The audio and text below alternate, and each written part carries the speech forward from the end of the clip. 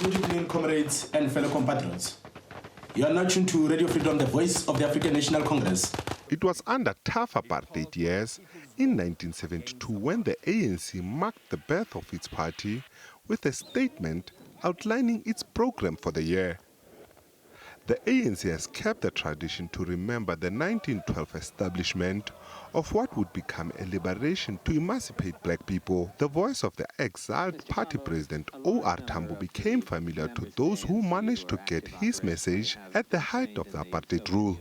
The party has gone through many phases since its establishment in 1912. Initially formed as the South African Native National Congress in Bloemfontein, the organization changed its name to the African National Congress a decade later. From inception, the organization represented traditional and modern elements from church, communities, and educated black professionals. While women were admitted as affiliate members, they later became full members in 1943.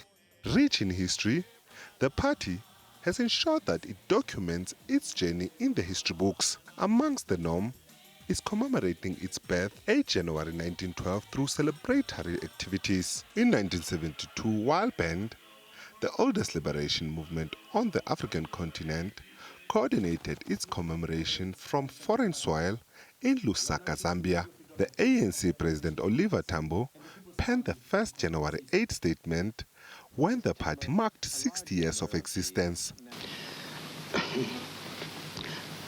You see, what conclusions can you draw from the fact that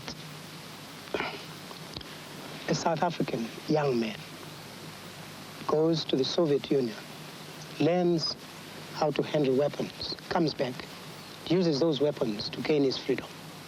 The party's tune slightly changed under former President Nelson Mandela, as his statement was more on nation building with a quest for social cohesion. However, this brought a rise of a new enemy, inequality, a beast that up to this day the ANC fails to defeat. We observe the 79th anniversary of the foundation of the ANC.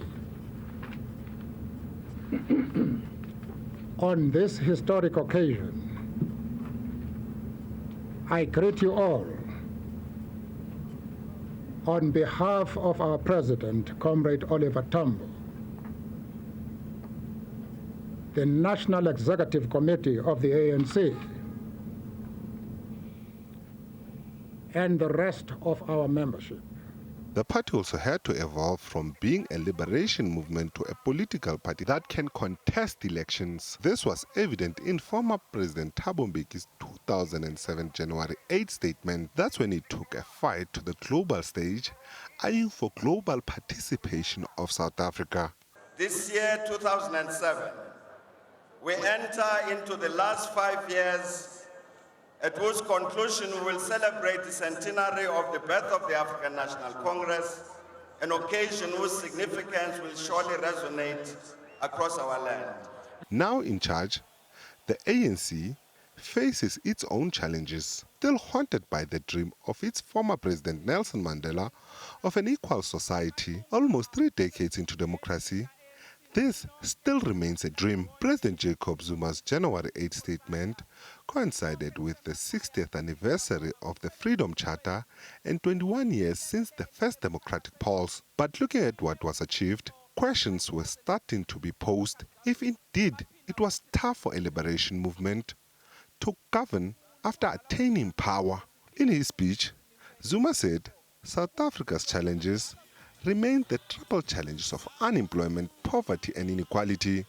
This would show the ANC, in its second phase of the democratic transition, still had a long way to go in reaching its goals and emancipating blacks who were still ravished by poverty.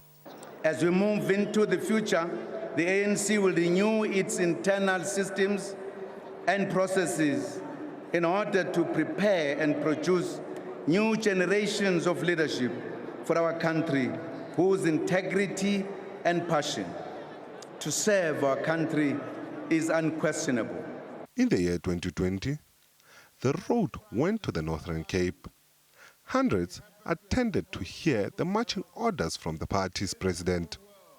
A different tune, the governing party had been facing internal rifts. The speech highlighted the task the party needed to focus on, and amongst them, to end factionalism within its ranks.